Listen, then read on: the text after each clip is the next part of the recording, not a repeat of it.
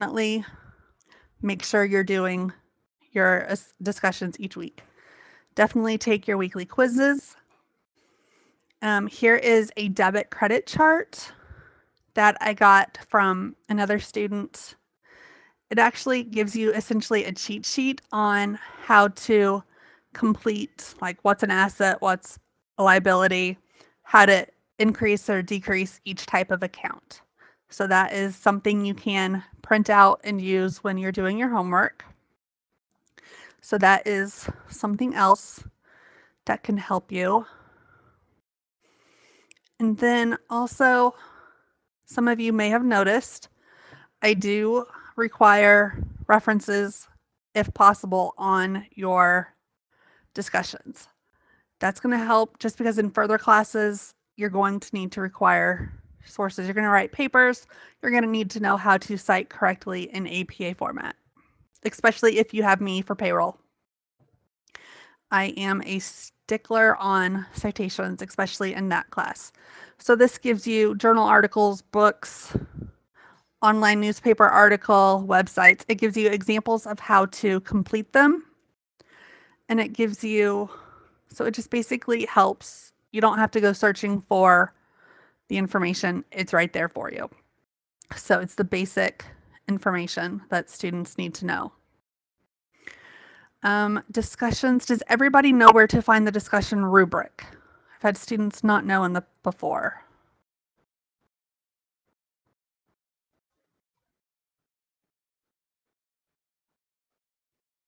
I have one yes.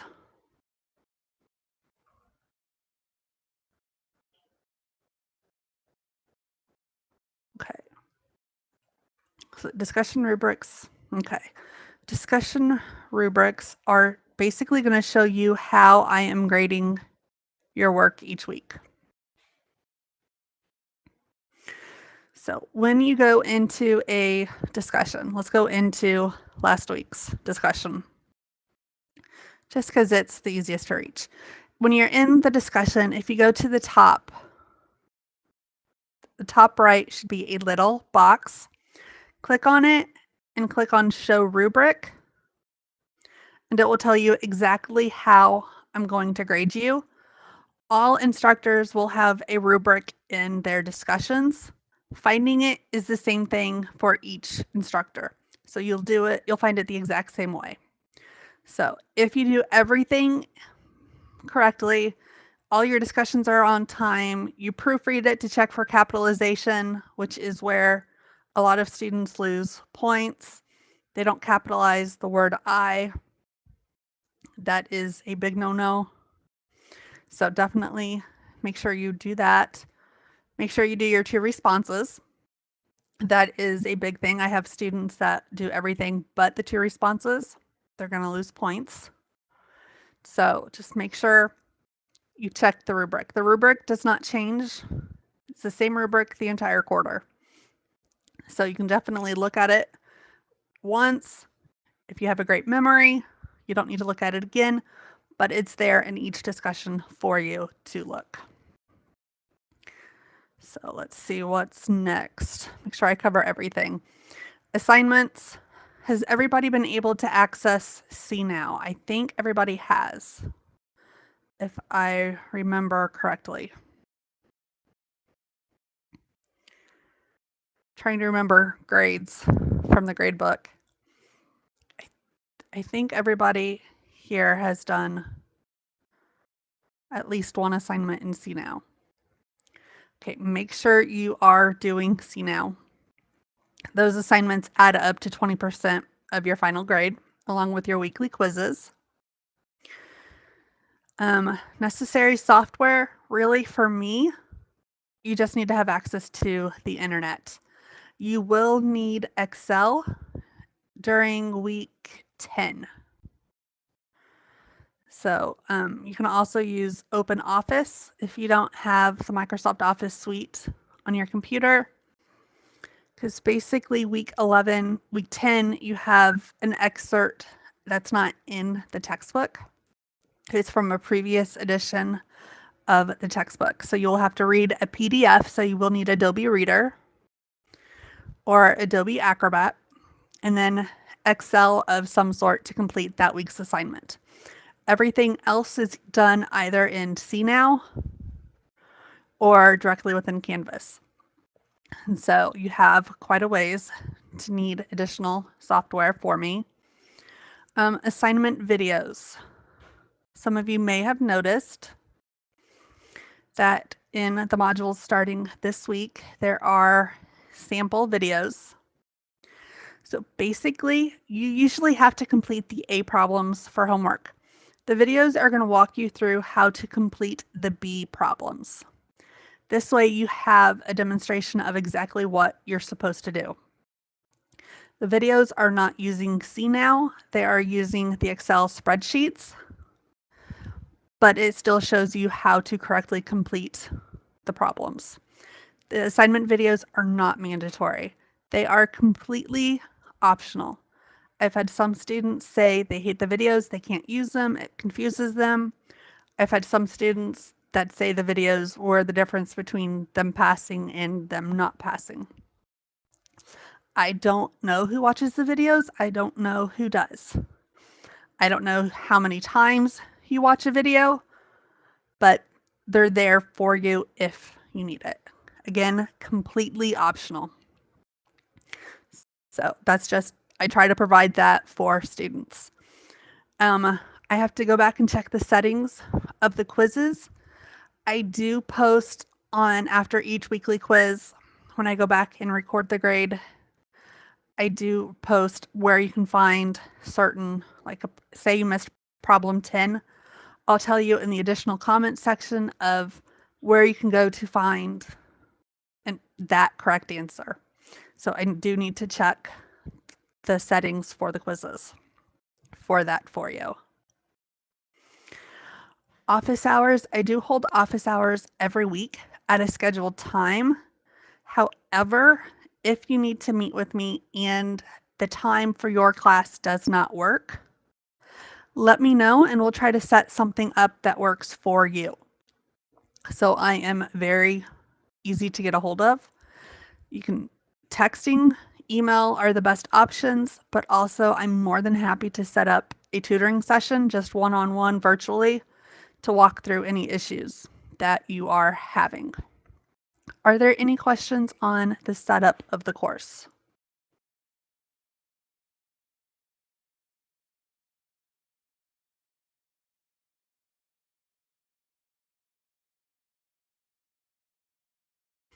Okay, if you do have questions and you feel uncomfortable saying the question during the conference, send me an email afterwards and I'll be more than happy to answer it. Or if you come up with a question later, let me know. Homework expectations. How to get help. You have, if it's a CNow issue, you can contact CNow directly. If it's a Harrison technical support issue, like if there's something incorrect in Canvas or you're having trouble logging into your Harrison email, there is a link within the Start Here section of how to contact Harrison technical support. Other than that, I'm the go-to person. Text, email, I've already been texting with several students this quarter. The number on the contact me section, the first page of the Start Here, that gives you my contact information. So definitely use it. CNow, again, you have 2 assignments in CNow every week. You have the, I'm tired, excuse me, my brain is not working very well. You have the adapted study plan, which basically walks you through the chapter, walks you through examples, flashcards, that type of information. That is worth 10 points. Do not speed through it. You need to spend time going through that. I've had students spend 30 seconds or a minute to go through that, and they do not take the quiz at the end of the adapted study plan. That will give you a 0 for that assignment. And then also make sure you spend time on your assignments. Make sure that you are filling in every single blank possible, even if the amount is a 0. Make sure you put that 0 in. I know next week you're going to have to complete a income statement.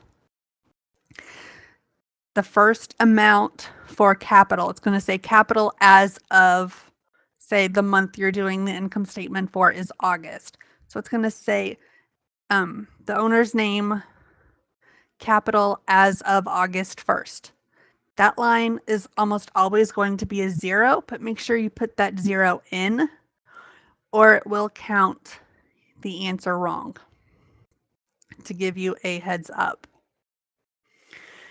If you ever have a question on why you are marked down or why an answer is incorrect, let me know. I can go back in to your grade in CNOW and I can see, okay, this is what you didn't do or this is what was wrong, and give you advice on how to fix it for future assignments. So if there's any questions in CNOW, please let me know. Traditional Harrison due dates: Wednesday night for your initial discussion, Sunday night for everything else. Pretty straightforward.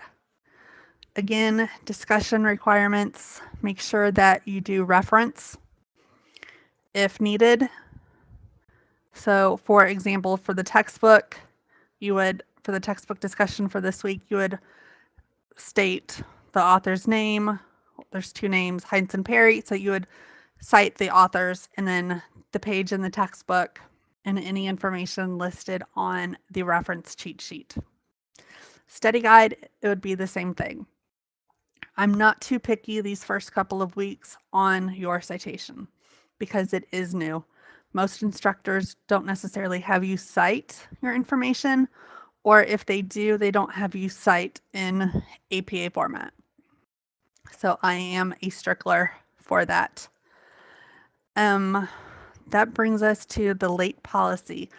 My late policy is pretty strict unless you've already talked with me, or if, for example, I have a student who had a family member pass this week. That is going to happen. Just talk to me and we'll work something out. My late policy, it is in the syllabus, but it is 10% off for 1 to 8 days late. Sorry, 1 to 7 days late, it's 10%. 8 to 15 days, it is 20%. And over that, it could be 50%. So, but I don't normally do the 50%. But it comes down to communication. Talk with me if you're having an unexpected family event occurs. Talk to me. Let's see. I've had almost any type of scenario you can think of. Your house catches on fire. Talk to me. Get a hold of your campus. The campus can contact me, or if you can get into Canvas, contact me through Canvas. As long as you're communicating with me, I'm more than happy to work with the late policy if it's some type of family emergency or a family scenario that is completely beyond your control. Let me know. Okay, CNOW. Definitely make sure you can use it. Again, any iOS or Android devices work. I borrowed my niece's cell phone and her tablet, which are Android, and checked on hers. I checked on my iPad and my phone. Definitely it works from any of those devices. So you can access it pretty much anywhere. Again, your textbook will read to you if need be. How to use it effectively. Basically, definitely watch the video that I posted in the announcements of using the adaptive study plan. That's going to help you get the most points possible on that. Definitely take your time through it. Don't rush through the assignments even. I've had students spend a half hour on the assignment. And if it's a longer assignment, a half hour is not going to be enough. So definitely make sure you plan time to work through the information.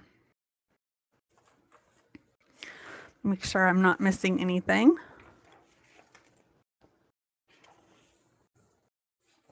Okay. Any questions on the basic setup of the course and the software?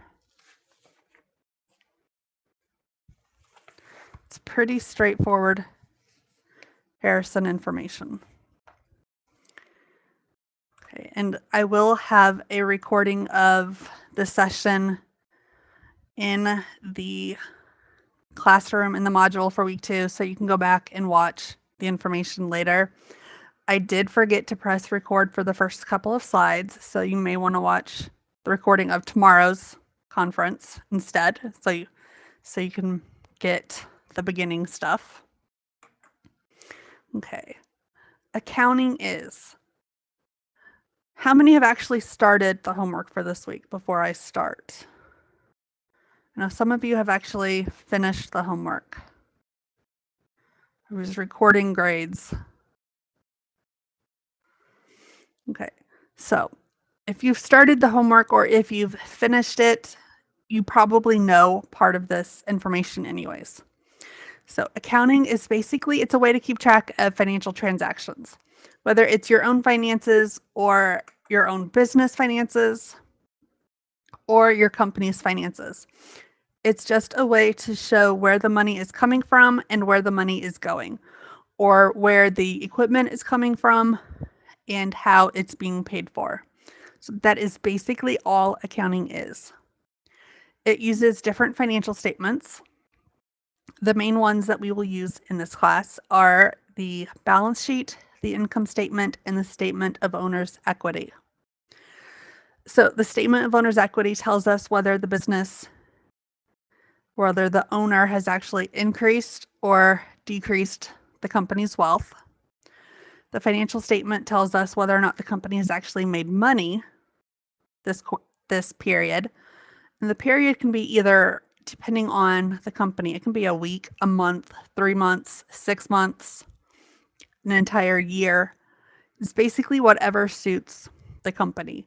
Most companies do use a month as their accounting period. So definitely that is something to consider.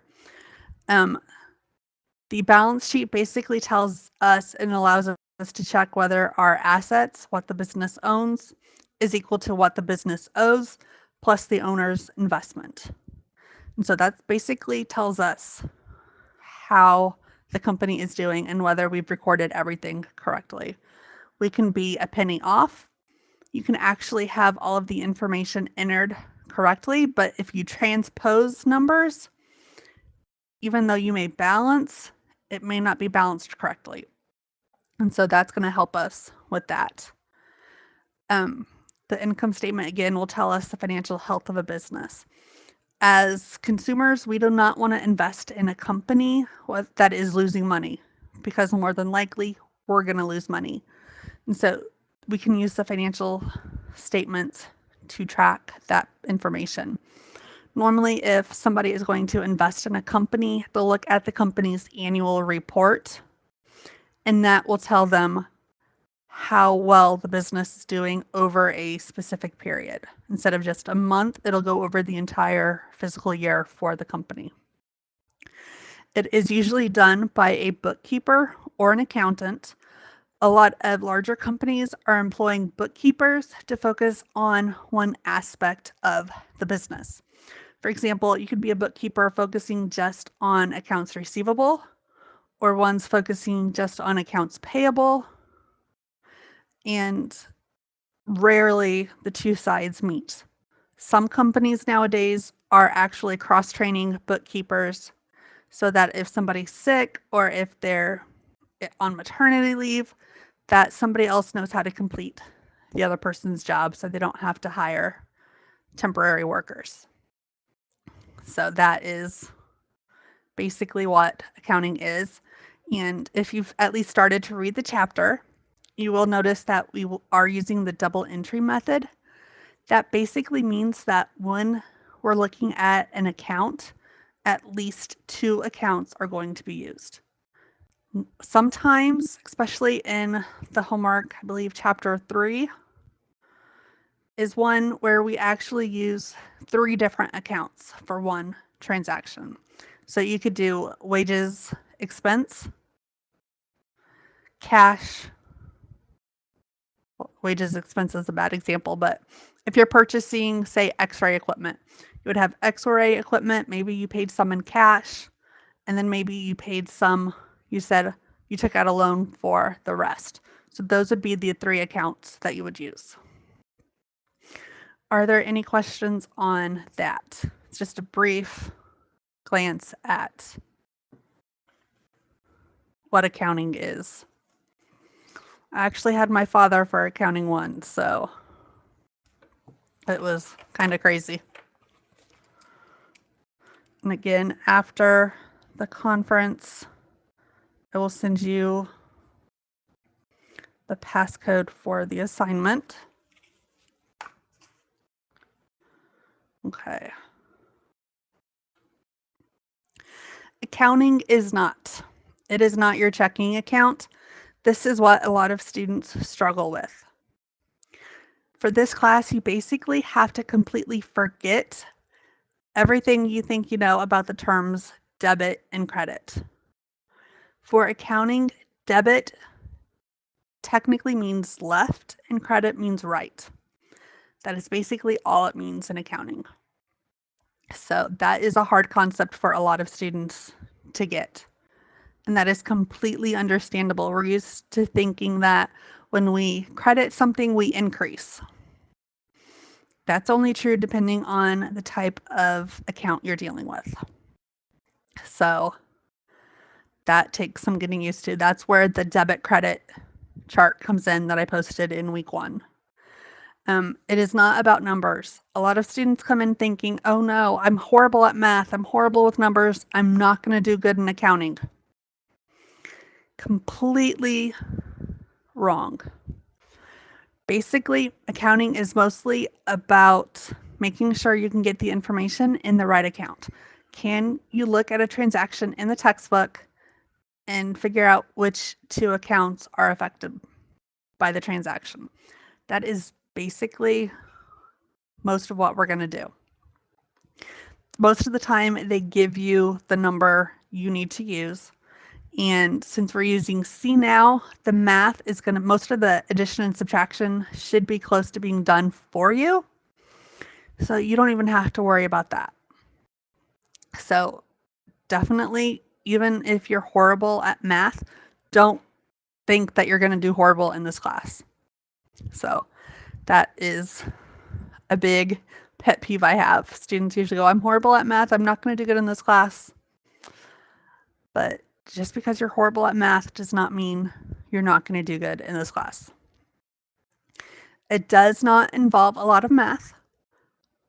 From weeks 1 through 7, it's pretty much straight addition, subtraction. When we get to weeks 8 and 9, we start payroll. So we're going to do multiplication. Weeks 10 and 11, we're adding in a little bit of division. Bring your calculator out. Even if you're great at mental math, bring your calculator out and double check yourself. If you don't double check yourself and you have an amount wrong, that can throw your entire assignment off. So definitely double check your math if possible.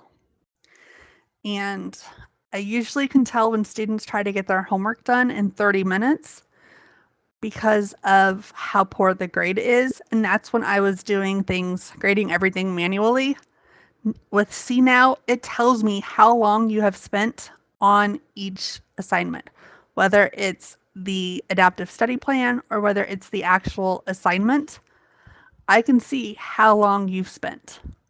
If you've spent 10 seconds or less than a minute on your adaptive study plan before you submit it, and you send me an email about how you accidentally submitted it, and you're spending about the same time each week, more than likely I'm not going to reopen it for you. I reopened some of the week ones because it's a new process. So definitely make sure you go through the process all the way. Why study accounting? The first one is usually very true. You are only studying accounting because it's required. Believe me, I've been there. I've done that. Is everybody hearing me? I know Jessica's not.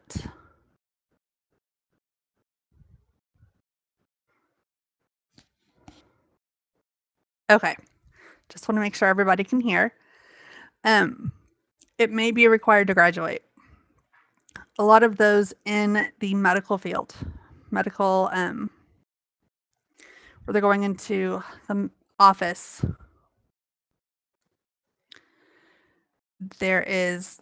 you have to study accounting because of your degree. You may not want to learn it, but you have to study it to graduate. You do need a 73% to pass the class. If you do not get 73%, you will be required to repeat the class. Give you a heads up. That is why I suggest you make sure you complete the discussions each week, because those will help determine whether or not you pass the class. Increases your job prospects. I'm not sure if anybody has told you. Definitely keep a copy of the syllabi for each class you take, because you can show a prospective employer that you've actually learned a specific concept. So that is definitely something to do.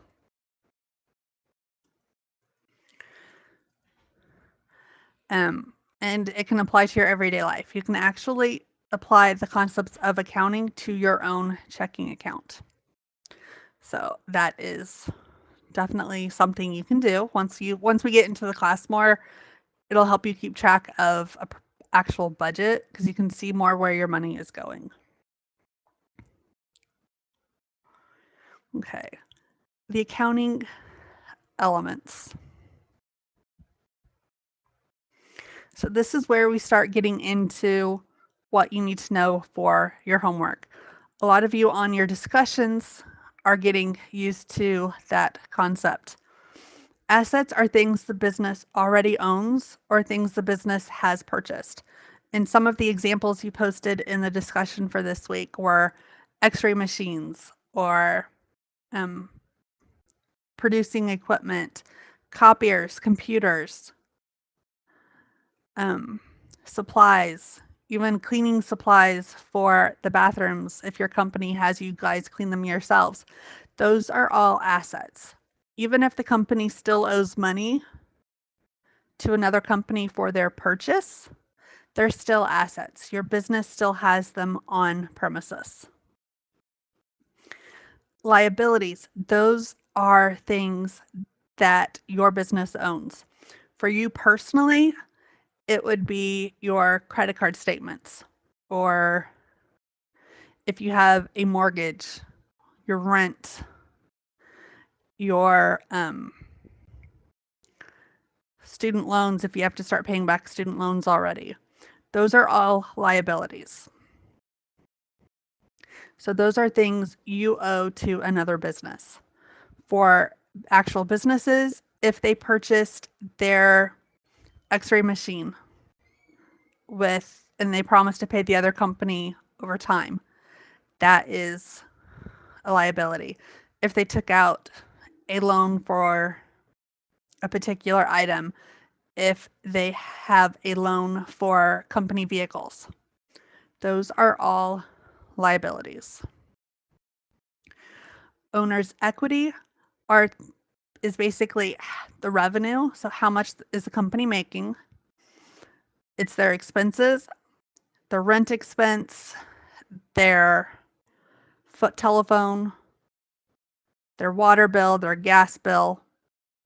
Some students want to use a daycare for their business that they use the entire quarter. So it'd be the company information that you listed in your 1.4 writing, which a lot of students didn't do. But it would be for a daycare, it would be the gas, the water bill, the electricity, the phones. So anything like that the business has to use to run. You cannot run a daycare without running water.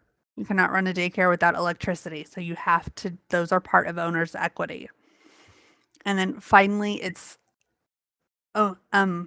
money the owner has invested into the business. Usually when you open a business, you have to invest some amount of capital. That's owner's equity. Some businesses, when they first start, the owner does not draw a salary. The owner just takes money out of the business for personal use as needed. That's owner's equity. So when we get to transactions, if there's anything that has the owner's name on it, that is an owner's equity account. If any account has the word expense behind it, that is an owner's equity account. And then if anything says revenue, that is automatically owner's equity account. Any question on the 3 types of accounts that we're going to be dealing with? For those that haven't started their homework, that should help you with the first couple of problems.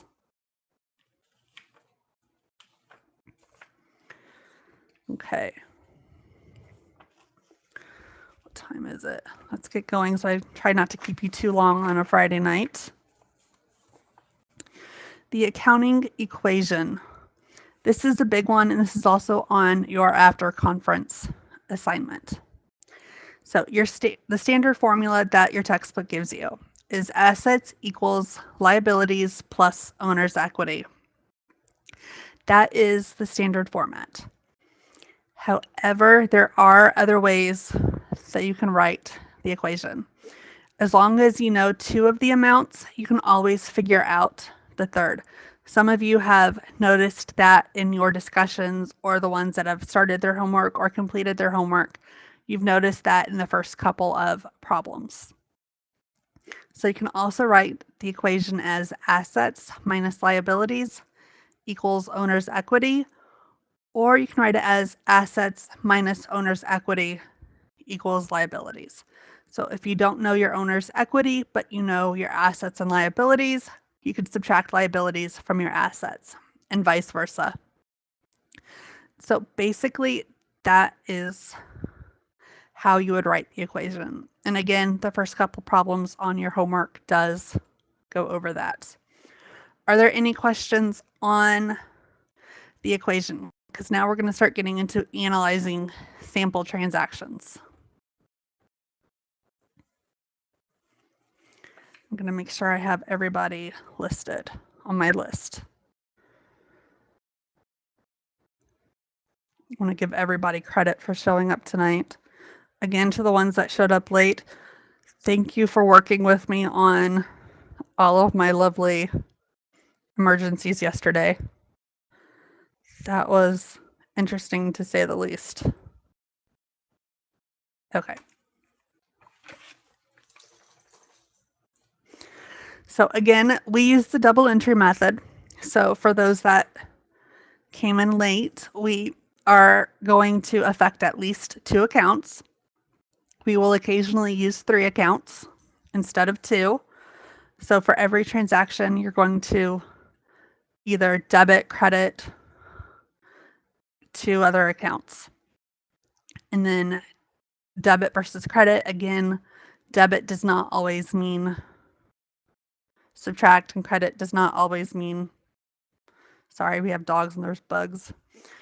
Debit does not always mean subtract, credit does not always mean add. It really depends on what accounts you're dealing with, which side of the equation. Assets, you're going to debit to increase for the most part. Weeks 9, week 5, we changed that a little, not much. And then credit, everything on the right for the most part is going to increase with a credit. So that is pretty much how you need to think of it. So remember, debit is left, so that's the left side of the equation. Credit means right, so that's the right side of the equation. So that is pretty much the easiest way to remember that. So poll number 2.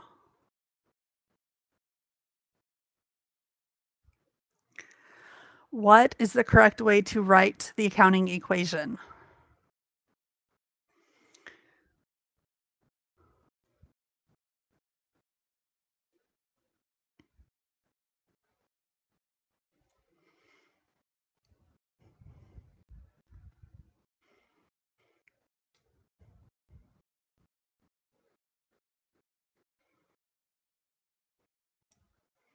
There's 4 students that haven't started it yet.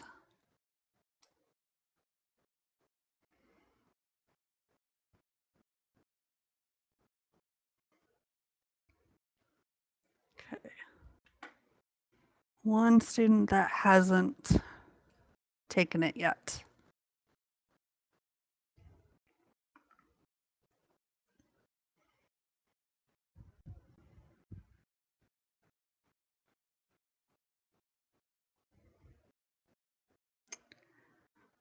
Okay, almost done. This is actually a trick question.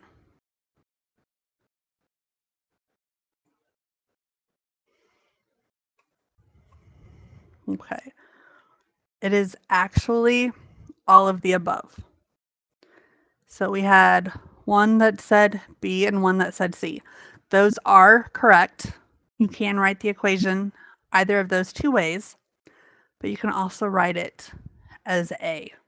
So it's actually all of the above. So that is something to keep in mind, especially as you go through your homework for this week. So I'm going to go ahead and close the poll.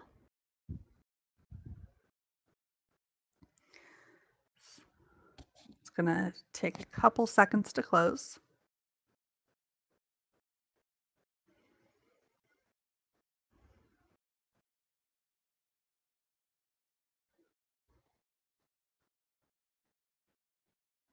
Okay.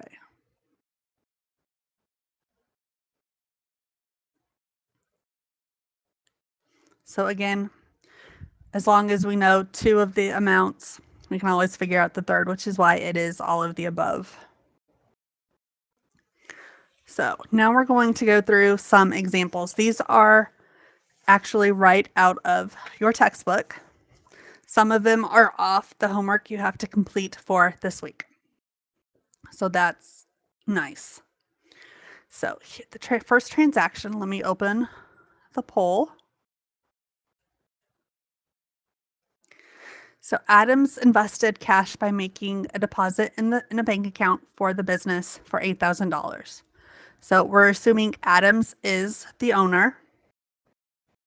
So what are the accounts that we're going to use? Are we going to use accounts receivable and capital, cash and capital, accounts receivable and accounts payable, or cash and accounts payable? So what are we going to use?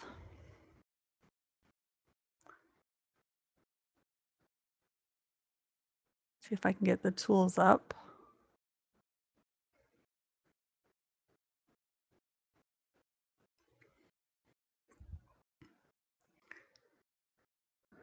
I'll give you a little hint. He invested cash. So cash is going to be one of the accounts. So we know it's not A, and we know it's not C. So that gives you a 50-50 shot. There's 1 student left to answer.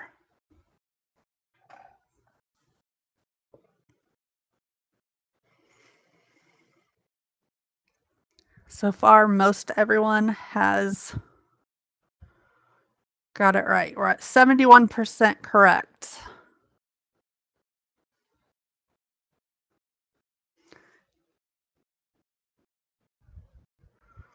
So everyone that has officially answered is correct.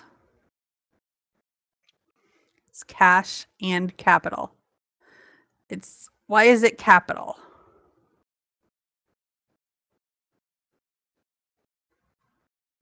Who wants to tell me why it's capital? We know why it's cash because it tells us cash.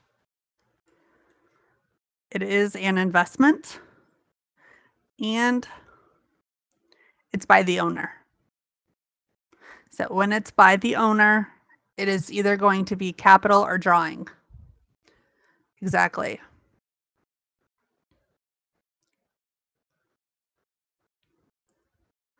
Here we paid rent.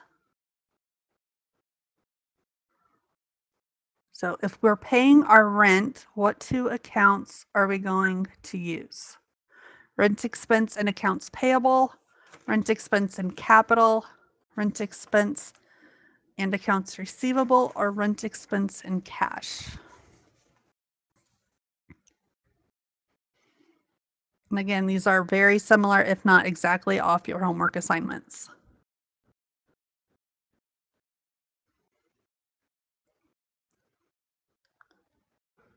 So far, we have a mixed response,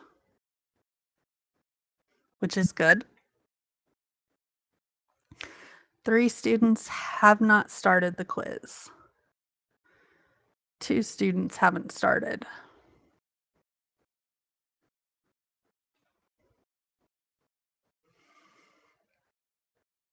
Okay, we have 1 that hasn't started.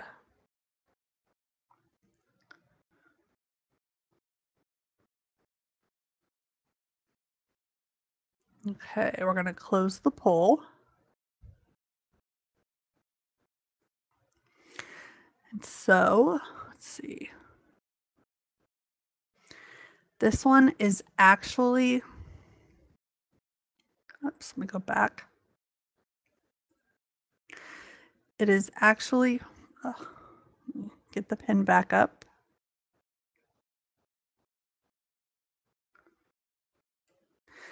It is actually rent expense and cash. The key phrase that you need to remember for when you're doing your transactions, if it does not say on account, assume cash. So that is the key thing to remember when doing your homework.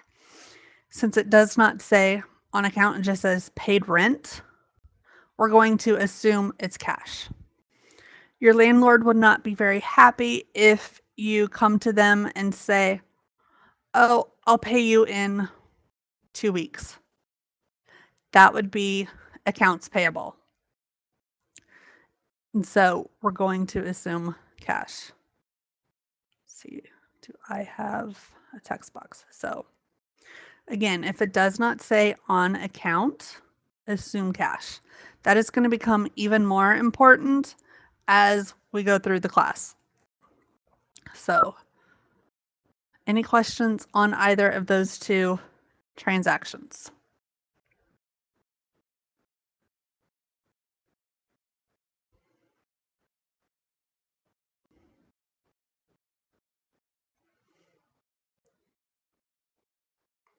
Okay.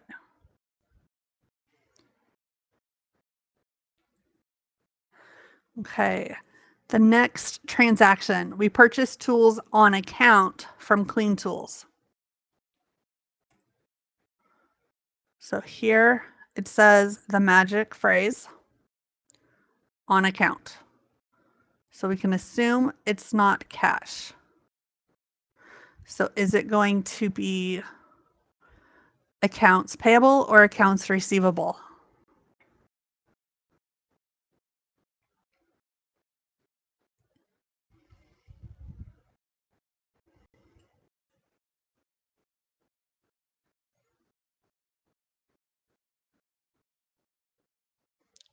Great job. What is the difference between accounts payable and accounts receivable?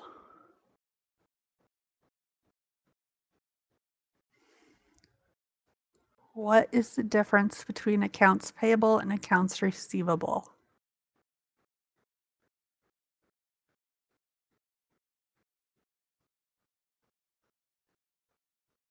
Exactly. Payable is what we make, what our company purchases from another company. Exactly. Receivable is incoming money. So when we provide a service, say you provide house cleaning services, when your customer promises to pay you in a week, that would be a receivable. For example, my niece house sits dogs and cats, and then she also has a couple clients that she goes in and takes care of their dog or their cats during the day. She has one client that works in Chicago. And so she takes care of his cats every day, and he pays when he gets back in town. So him paying her when he gets back would be an accounts receivable, essentially. She doesn't look at it that way, but that's essentially what it is. He's promising to pay her when he gets back in town. And so that's basically, now if we had people provide services for us, that would be a payable for them. I'm sorry, that would be a payable for us to them. Exactly. Services are rendered before payment is received. So does that differentiation make sense?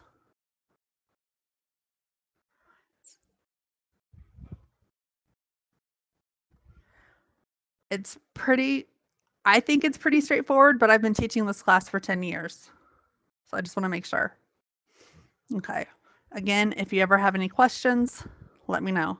Or if you have a question on your assignment about the two, let me know. Okay, the last transaction. We're paying our part-time assistant wages for the first half of the month of $100.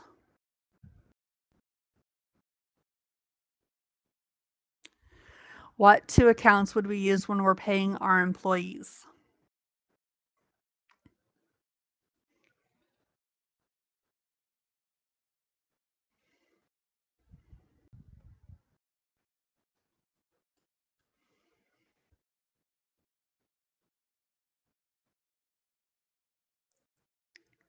This is a tricky one.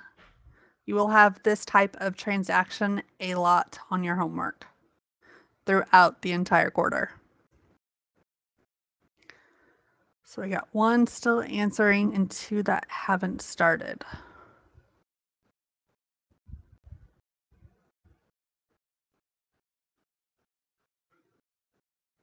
Okay, so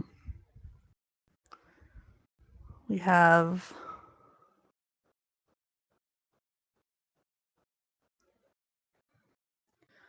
that one selected, that one selected, and that one. Okay. It is actually C. It's not A because the transaction does not say on account. So that automatically rules out A and B. Wages expense. So since it's an expense, it's a type of owner's equity. So these two are actually very similar to each other. And so we're actually going to pay our employees cash. Granted, it may be in the form of a check, but it's still going to come out of the company's cash account. It's like when you're going grocery shopping and you write a check for your groceries, the cash amount is still going to be deducted out of your checking account. So it's essentially the same thing. Whenever you pay your employees, it's going to be wages expense and cash. Does that one make sense before we move on to financial statements? And again, this is a very common transaction that you will see a lot, especially if you have not started your homework. You will definitely see it this week. Okay. financial statements. We are almost done. I want to give you guys time to enjoy your Friday nights. So the 3 financial statements that we're going to be dealing with the most. There are a couple thrown in later in the quarter, but for the most part, we're going to be dealing with the income statement, the statement of owner's equity, and the balance sheet. The financial statements have to be completed in this order. If you complete them in a different order, you're going to be missing vital information. So remember when you go to do your homework, luckily CNOW puts them in the correct order. But this is how the order has to be. And I'll show you why. Your income statement. It lists your revenue. Most of the time we will be dealing with one revenue account. During week 10, I believe, the April comprehensive, we will be dealing with 2. But again, most of the time we will be dealing with 1. You're going to then list all of your expenses. You're going to list each expense separately. Each one has to be listed separately. So if your company gets audited, the auditors know exactly how much was spent per item. So these are taken directly off of page 33 in your textbook. So when you're doing your homework, definitely a good page to look if you need to reference how to do the financial statements. So you have your expenses, you total all of your expenses. Get my pen back up. You total all of your expenses, and then you figure out your net income. For the most part, you will have a net income. There are a couple problems where you will show a net loss. But that I do believe is not until week 5. So again, most of the time you will have a net income. So you're going to have this amount from net income. That amount is going on your statement of owner's equity. That amount is going to be placed right here. So you have, here is where, if you don't have a 0 in here when you need to, CNOW will count you wrong. Give you that heads up. So make sure at the beginning of the month that the business is started, you have a 0. So you're going to list your investments in June. So for the example that we did with Adams, it would be $8,000. And so that would be the total investment. The net income, again, is taken off of the income statement. How much the owner took out for their personal use. That will give you your increase in capital. There is one problem that I can think of that you will have a decrease in capital. So, but that is in week 7, I believe. So you're perfectly good until then. And then you are given your capital amount at the end of the month. Now, this amount is what we need on the balance sheet. So this shows a logical progression for completing the financial statements. So let me get my pen back up. Here is where our capital amount comes from the income statement. Here you have your liabilities. For the most part, we are only going to be dealing with accounts payable.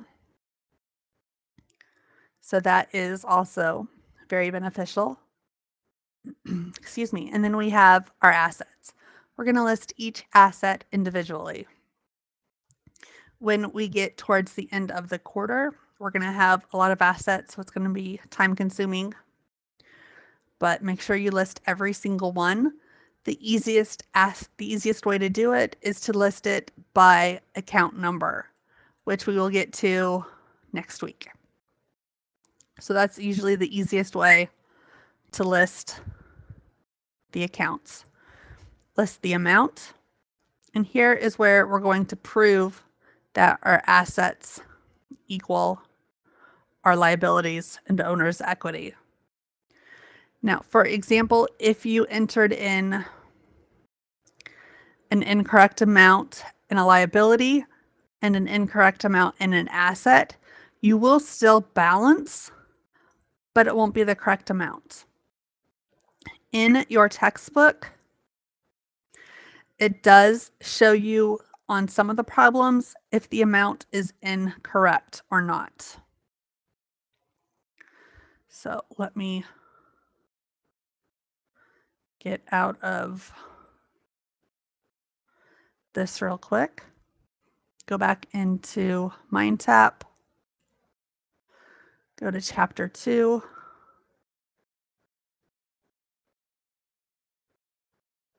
I usually use a different program.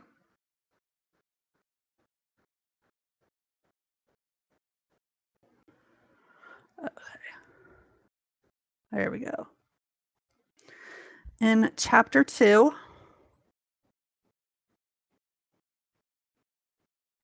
if we go to the end of the problems,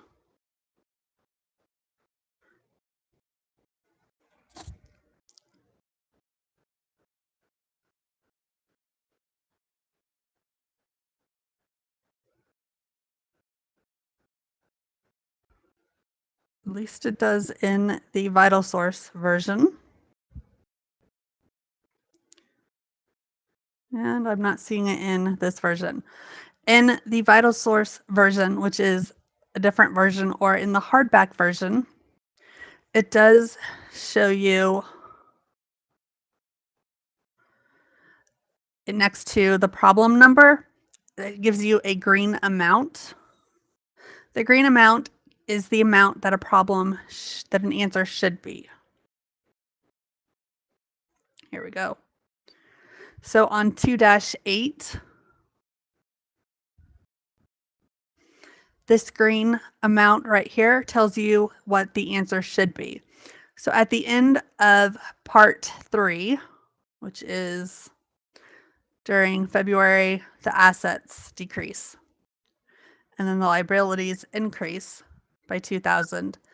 This should be your ending balance. So that's going to give you a help on what if you're getting something wrong, or if you're worried before you submit an assignment that you don't have the correct amount. The green amounts are going to help you check your answers.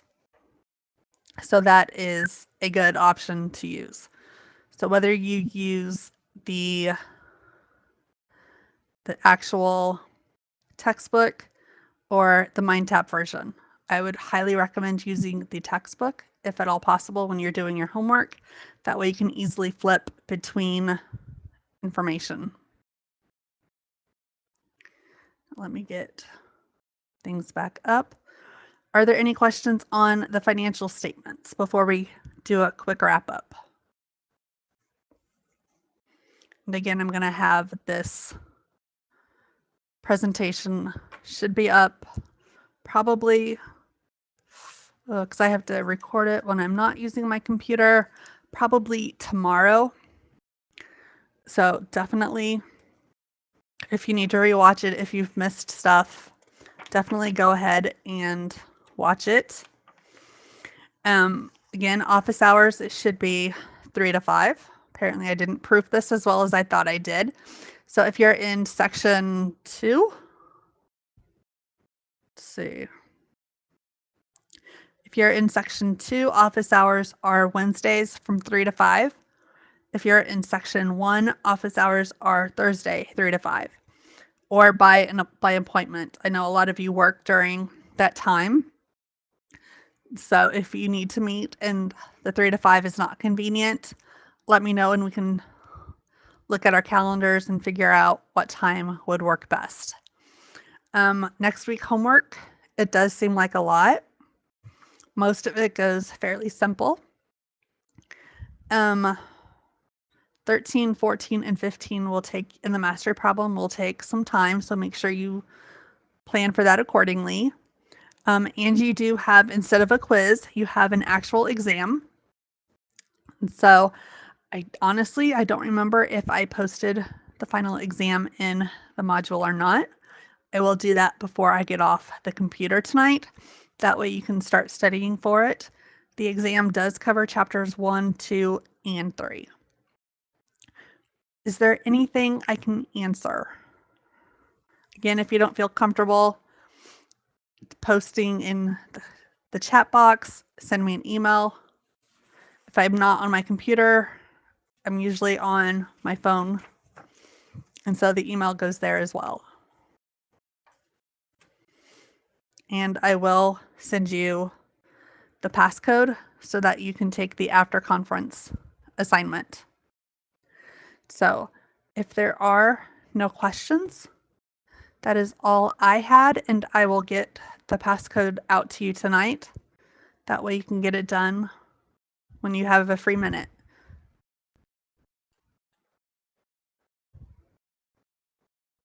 I hope you guys enjoy your Friday evening.